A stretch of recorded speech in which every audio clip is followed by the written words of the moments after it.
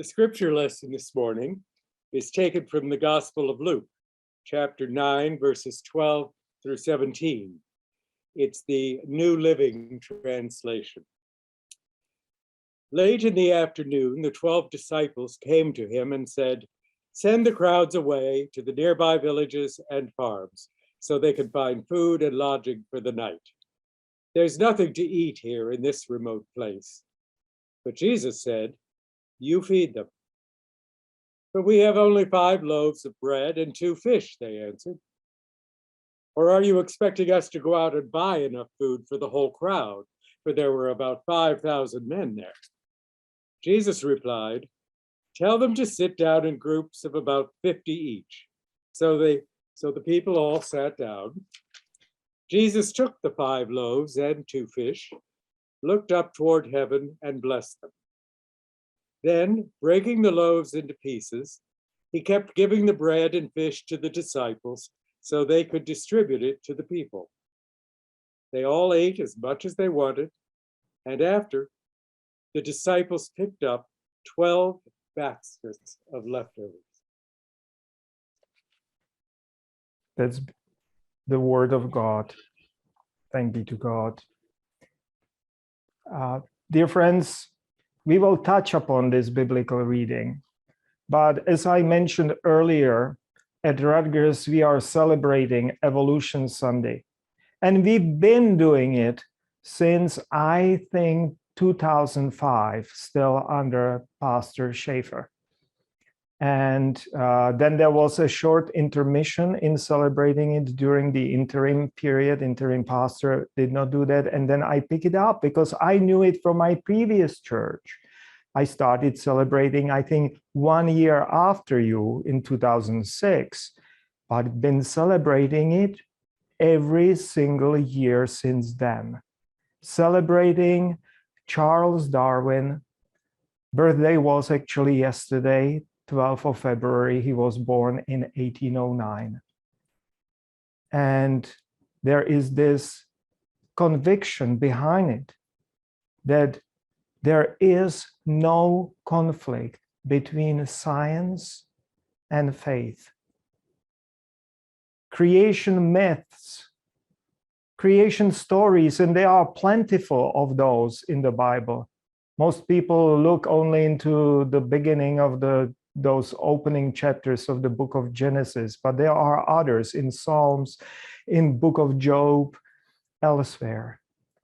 Even in the New Testament, we have creation stories present. But these creation myths provide us with the meaning, with understanding of purpose. They address us emotionally. They show us our relationship to the world, while science tells us how it happened. And it has power to inspire us with awe, how beautiful and complex, and sometimes ugly, don't get me wrong, the nature can be. Darwinism is about how species evolved and are changing with a changing environment, how they are adjusting to what is around them. It does not need to go, as many people think, from something not so good into much better. Evolution can be also devolution. It can go into blind alleys. But there is always this potential for change and diversity. But today, and I started with children, we want to look into what is called neo-Darwinism. And that is that recognition, besides many other in biology, that evolution is not only about biology, that it can be applied to social, cultural, even religious phenomena, and how they change and evolve over time with changing environment and situation.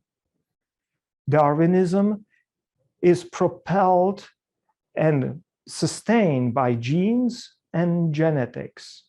This neo-Darwinism recognizes also the function and force of memes and memetics, that those are those kind of things like we talked about, that pastriness which is being boiled and being passed on from one place of the planet to another, and how it evolves and is influenced and so on.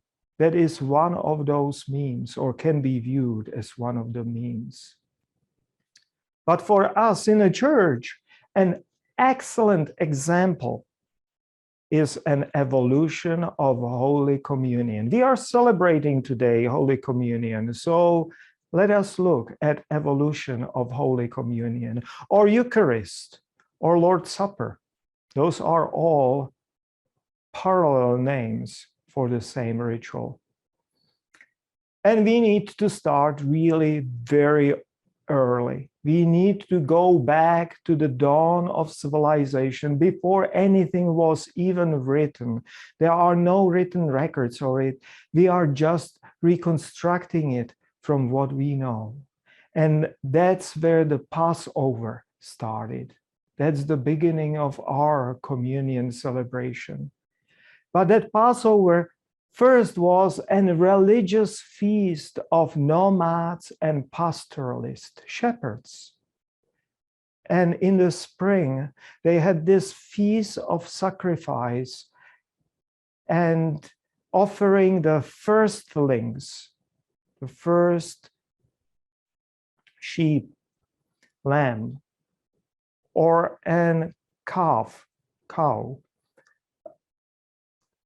as they were preparing to a major change in their life. They were migrating from their winter pastures to their summer pastures. It is called transhumation, moving from one pastures to another. And it was always a dangerous period. And so they wanted to celebrate and also seek support and spiritual guidance. And that was where it really started, being protected against demons and protected on their difficult journey from one location to another.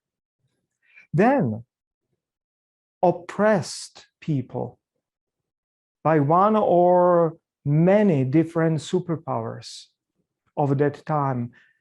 We still don't know exactly when it happened, whether Jewish people used this original ancient ritual, this feast, to speak about a freedom to themselves from Assyrian oppression or Babylonian oppression or Egyptian during the Persian period.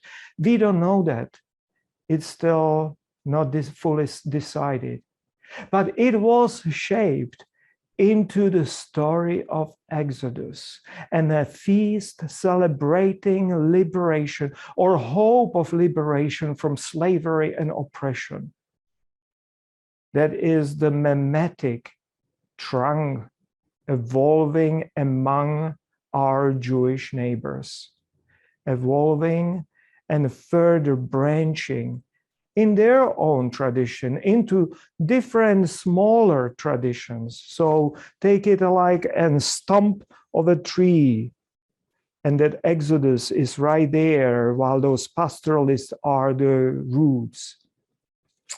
But here we need to abandon this main trunk of Jewish tradition and its own developments. We would be here for hours and hours if I needed to do all that discernment about it. And we will follow the branch, which is right there at the time of New Testament of Jesus, kind of growing first from that trunk and then splitting and developing in its own branch.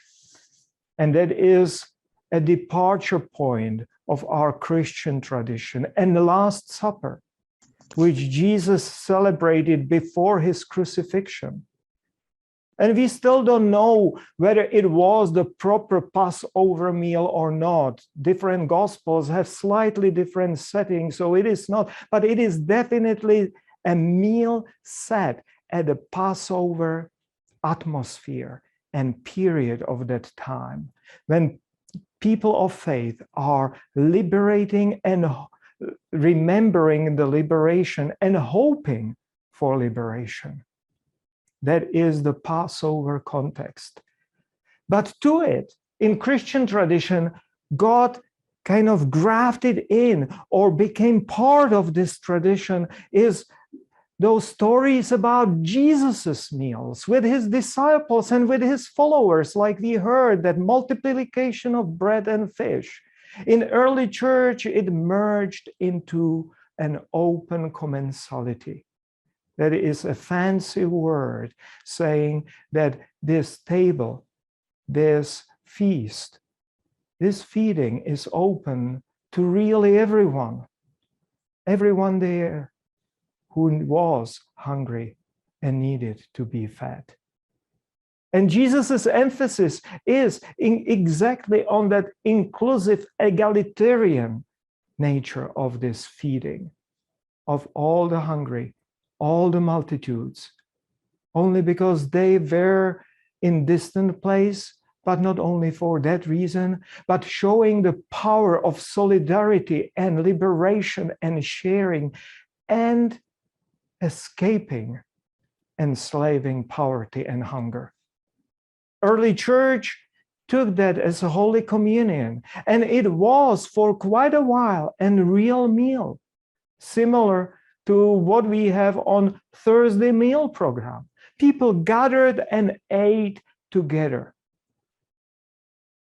And early iconography from the church is depicting it. And very often you see disciples around the large table. They were reclining, of course, and because that was the tradition in Hellenistic times, reclining, and they have their placements in their plates and so on, but in the middle is big fish, because that was part of that communion. It was a real meal. And that is also my dream for our Thursday meal program. And occasionally we recreated that in our Thursdays, Maundy Thursdays celebration. But eventually now we need to hand out those bags with the meals on Thursday meal program. But my dream is, as we return and as it becomes possible, vacating our sanctuary and putting in tables and all of us together with our guests eating that meal together. That'll be a true Jesus-like Holy Communion. But then something happened. With Apostle Paul in his letter to Corinthians, there was a problem, because in Greek cities, they had a deeply entrenched, ingrained custom of dinner groups, almost like we have our dinner groups. But for them, they were even more structured, and they were used to create and maintain social and political pecking orders in those Hellenistic towns. And so some people ate while others were late and could not eat with them and did not have but leftovers, and it did not work the way Jesus intended this Holy Communion to work. And that was clearly against that. And so Apostle Paul, in attempt to save that, in 1 Corinthians started the process of leading towards just a symbolic meal. From communal evening meal into a symbolic morsel of bread and sip of wine. Evolution forced by environment, by misunderstanding within the cities of Hellenistic world. And here you see that evolution not always leads to something better.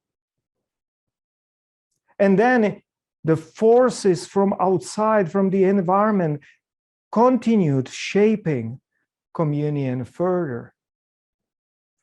because church started soon to be persecuted by Roman authorities, and they needed to protect one another from the persecution. And so baptism became like an ritual of entrance into a clandestine society almost. And they needed to accept or adopt covert practices, and baptisms became initiation ritual and communion. That was the time when they were most vulnerable as a worshiping community, was only for those initiated and only for those who were trusted members. And so that danger from outside led them into closing communion only for those who were in, those who were initiated. And further, feudalism, after the collapse of Roman Empire, feudalism came with its own desires to enforce a hierarchy. In that collapse and chaos, they needed some structure. And so they started to build structures, and structured church was the one which carried over at least remnants of Hellenistic culture to modern times. But with that came overly structured church and hierarchy and sacramentalism. Their priest is in full control of communion, and not only that, it became a tool of salvation, turned into a magical potion almost, and a ticket to heaven, to afterlife. Spells said over the elements, transubstantiation and remanence, that means that the changed elements stayed changed into body and blood of Christ. And there were superstitious worshippers who were not helping, they were actually making things worse. It is recorded because with this being like a healing potion, there were people, especially those who could afford it and had carriages with horses, they would gallop from one church to another to attend to as many communions as possible, not really paying attention to anything else, but just running directly from one communion to another. They had even timetables, knowing from which church to which church they need to go. That is being recorded for medieval Europe. Later came rationalism and Reformation. And Reformation said, oh, just that's not what we have in the Bible. Let us clear that and clarify it. And rationalism came along with that. And they rightly protested against this magical thinking and sacramentalism. But especially in our own Presbyterian, Calvinistic, Swiss, and Scottish Reformation, unfortunately, they turn it into just remembrance of Jesus's Last Supper and his death. And it became a dark, somber, funeral-like feast with grim atmosphere, self-examination, penance, even self-loathing. I still remember that when I brought it to my first church in America, that we should celebrate communion on Easter Sunday, they were shocked because for them it is only about Good Friday and Maundy Thursday, not Easter Sunday. Not recognizing that resurrected had meals as well with his disciples. Eventually, under this influence of Reformation and with these dark overtones, they celebrated communion just 2, 3, 4 times a year maximum. And finally, Victorian time came with industrialization and capitalism running through the many countries of the world, and mass alienation and serious psychological traumas, especially among working men. Alcoholism in that world became a real problem.